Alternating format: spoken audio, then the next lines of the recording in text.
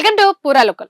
ఉత్తరప్రదేశ్ ముఖ్యమంత్రి యోగి ఆదిత్యనాథ్ మరోసారి సంచలన వ్యాఖ్యలు చేశారు. రోడ్లపై నమాజ్ నిర్వహించే వారిని ఉద్దేశించి ఆయన తీవ్ర హెచ్చరికలు జారీ చేశారు. చట్టం అందరికీ సమానమేనని స్పష్టం చేసిన యోగి, రోడ్లపై ప్రార్థనలు చేస్తూ ప్రజల రాకపోకలకు అంతరాయం కలిగిస్తే ఊరుకునేది లేదని తేల్చి చెప్పారు. అంతేకాదు, జనాభా నియంత్రణపై కూడా ముస్లింలకు ఆయన కీలక సూచనలు చేశారు. లక్నోలో జరిగిన ఓ కార్యక్రమంలో పాల్గొన్న UP CM Yogi Adityanath traffic నిబంధనలు, మతపరమైన ప్రార్థనలపై ఘాటుగా స్పందించారు. రోడ్లనేవి ప్రజల రాకపోకల కోసమేనని, ఎవరైనా సరే రోడ్లు కూడల వద్దకు వచ్చి ట్రాఫిక్ ను స్తంభింపచేసే హక్కు లేదని ఆయన వ్యాఖ్యానించారు.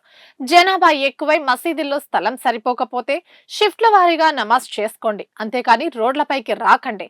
ఇంట్లో స్థలం లేనప్పుడు దానికి తగ్గట్టుగానే జనాభా ఉండేలా చూసుకోవాలి.